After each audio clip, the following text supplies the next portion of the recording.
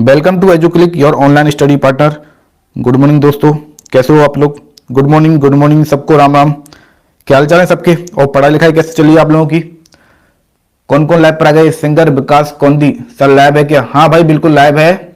और आप लोग आ जाइए और इस सेशन को ज़्यादा से ज़्यादा शेयर कर दीजिए ताकि और लोग भी साथ में जुड़ सकें। ठीक है, सेशन को सभी लोग ज़्यादा से ज़्यादा शेयर कर दीजिए। फिर हिंदी का मॉडल टेस्ट पेपर है 2021 के लिए, जो आपसे एग्जाम में ऐसे क्वेश्चन पूछे जा सकते हैं।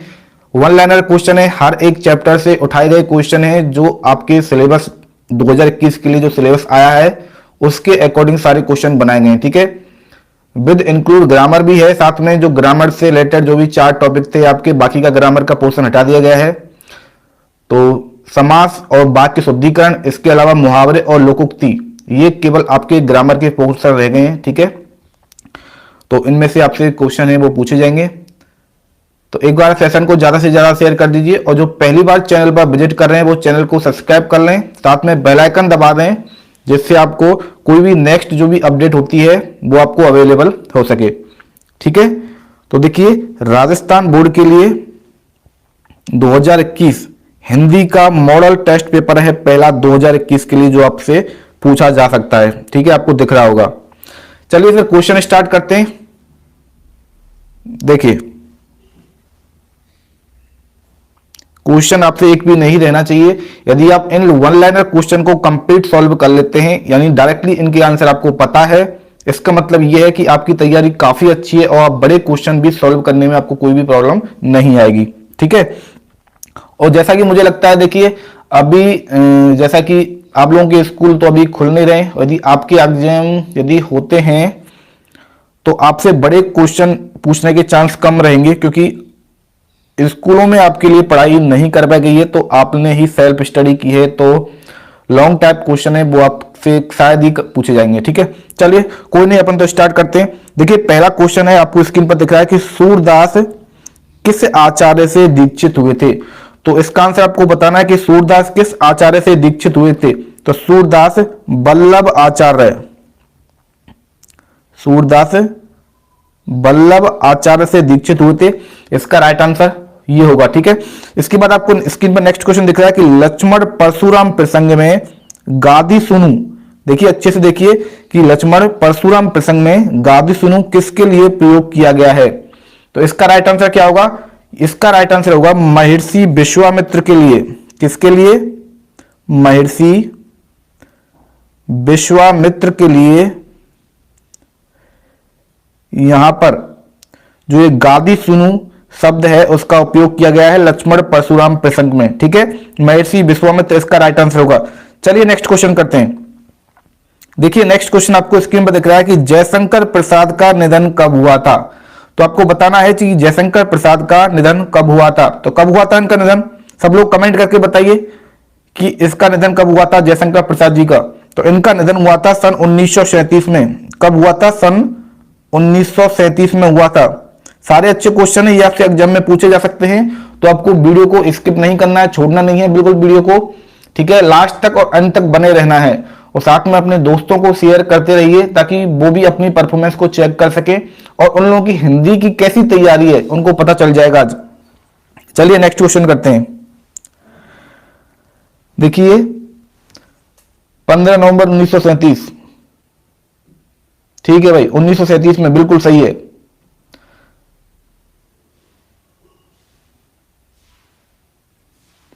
चलिए नेक्स्ट क्वेश्चन करते हैं कि कवि सूर्यकांत त्रिपाठी निराला ने किसमें जीवन का उल्लास बताया है। बताइए कि कवि सूर्यकांत त्रिपाठी निराला ने किसमें जीवन का उल्लास बताया है। तो इस क्वेश्चन का राइट आंसर क्या होगा? इसका आंसर होगा युवावस्था में। कब?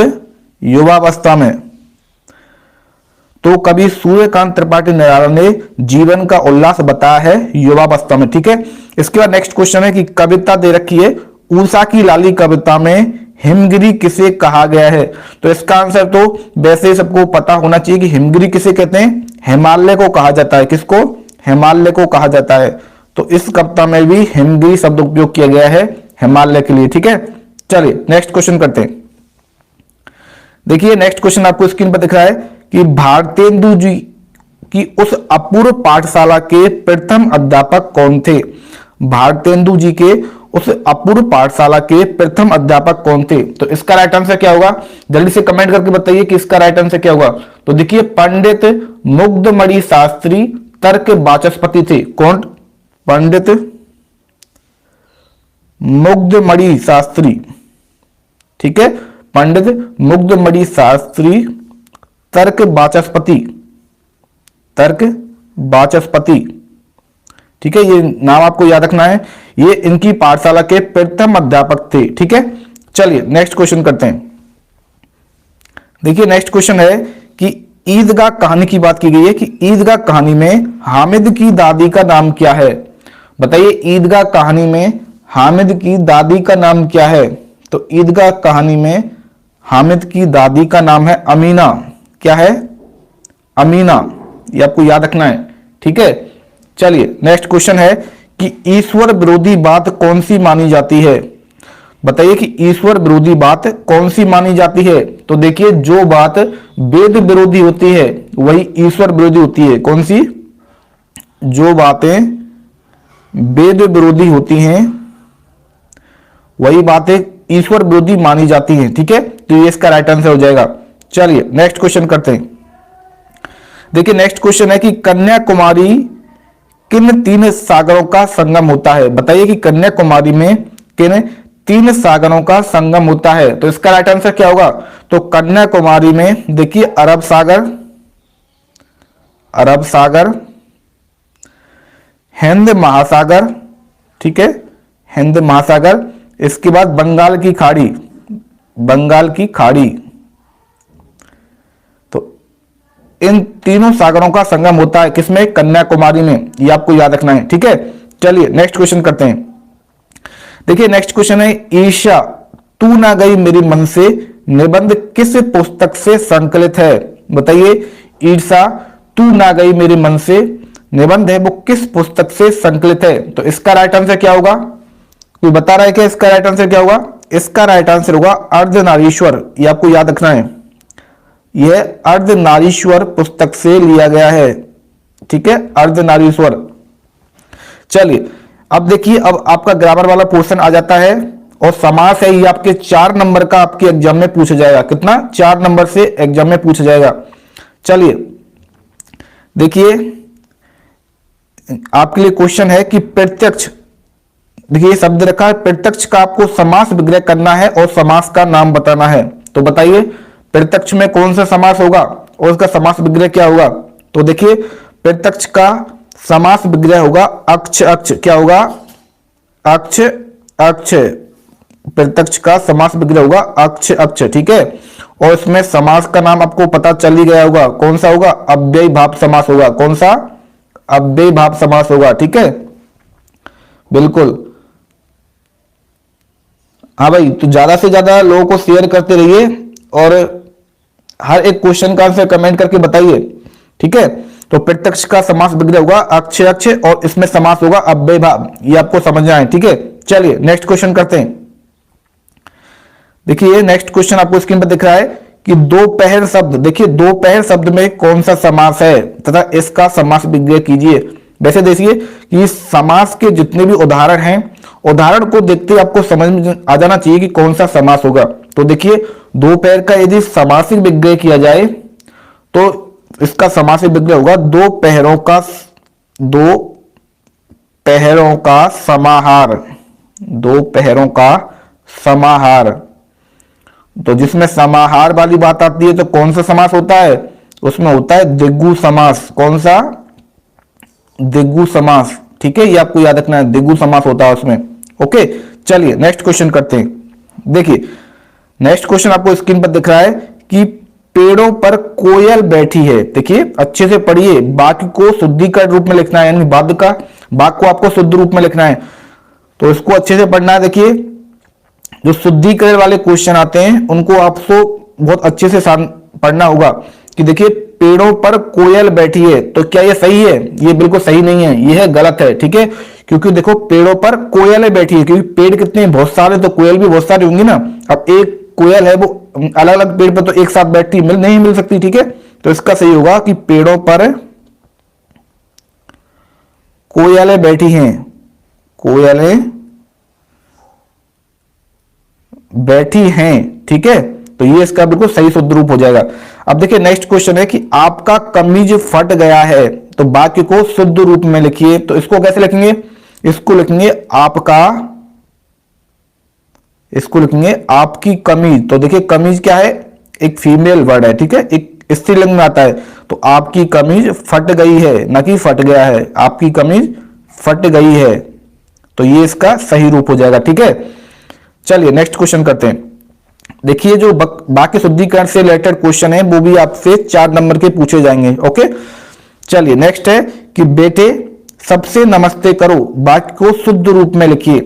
बेटे सबसे नमस्ते करो, वाक्य को शुद्ध रूप में लिखिए। तो इसको कैसे लिखेंगे शुद्ध रूप में, कोई बताएगा क्या, इसको कैसे लिखेंगे? तो देखो इसको लिखेंगे, देखिए यहां पर क्या चेंज होने वाला है। देखिए बेटे सबसे नमस्ते नहीं करनी है, सबको नमस्ते करनी है। तो यहां पर क्या होगा, सबको, ठीक है, क्या होगा, सबको। तो उसका क्या होगा, बेटे सबको नमस्ते करो, ठीक है, ये इसका शुद्ध रूप हो जाएगा, सबको नमस्ते करो, ओके। चलिए नेक्स्ट क्वेश्चन करते हैं।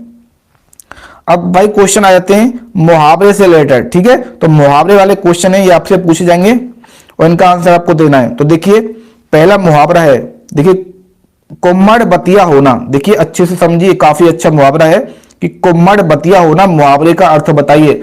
जबकि आपसे जो एग्जाम में पूछा जाएगा वो मुहावरे का अर्थ बताना होगा और साथ में वाक्यों में प्रयोग करना होगा, ठीक है। तो मैंने यहां पर आपसे केवल अर्थी अर्थ पूछा है, तो आपको बताना है कि कुम्मड़ बतिया होना मुहावरे का अर्थ क्या है। तो इसका क्या होगा आंसर, इसका होगा एकदम कमजोर होना। कुम्मड़ बतिया का मतलब होता है एकदम कमजोर होना, कमजोर होना, ठीक है, एकदम कमजोर होना, ओके। चलिए नेक्स्ट है कि लोहे से सोना बनाना, मुहावरे का अर्थ बताइए। तो देखिए लोहे क्या है, कबाड़ की वस्तु है, कबाड़ से क्या सोना बना रहे हैं, अच्छी चीज बना रहे हैं। तो जितने भी मुहावरे और लोकोक्ति हैं ये अपना अर्थ खुद बताते हैं, ठीक है, ज्यादा दिमाग लगाने की जरूरत नहीं पड़ती, केवल सोचना पड़ता है, केवल मुहावरे को देखकर सोचना पड़ता है। तो देखिए लोहे से सोना बनाने का अर्थ होगा साधारण को महान बनाना, साधारण को महान बनाना, ठीक है, महान बनाना। तो ये हो जाता है लोहे से सोना चबाना। चलिए नेक्स्ट है, देखिए नेक्स्ट क्वेश्चन है कि खेत रहना मुहावरे का अर्थ बताइए। खेत रहना मुहावरे का अर्थ, काफी अच्छा ये मुहावरा है और कई बार एग्जाम में पूछा भी जा चुका है। तो इसका अर्थ होता है मारा जाना। क्या होता है, मारा जाना। खेत रहने का मतलब होता है मारा जाना, ये आपको याद रखना है, ठीक है। चलिए इसके बाद नेक्स्ट करते हैं। देखिए अब मुहावरे समाप्त हो गए, अब आते हैं लोकोक्ति, ठीक है। अब लोकोक्ति का आंसर आपको देना है। तो देखो पहली लोकोक्ति है कि फरा सो झरा, लोकोक्ति का अर्थ बताइए। फरा सो झरा लोकोक्ति का अर्थ बताइए। तो कोई बताएगा कमेंट करके कि इसका राइट आंसर क्या होगा फरा सो झरा का?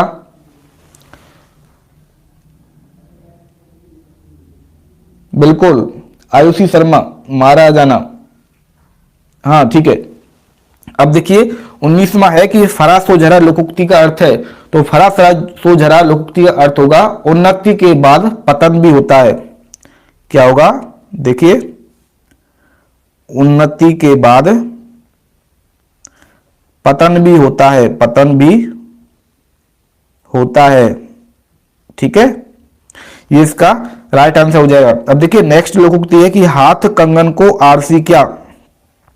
इस लोकोक्ति का अर्थ आपको बताना है। इसका आंसर तो आपको पता होना चाहिए। हाथ कंगन को आरसी क्या, प्रत्यक्ष के लिए प्रमाण की आवश्यकता नहीं होती। तो इसका मतलब क्या लिखेंगे यहां पर, प्रत्यक्ष के लिए क्या प्रमाण, प्रत्यक्ष के लिए क्या प्रमाण, ठीक है, यानी कि प्रत्यक्ष के लिए प्रमाण की आवश्यकता नहीं होती। हाथ कंगन को आरसी क्या, इस लोकोक्ति का ये अर्थ हो जाएगा।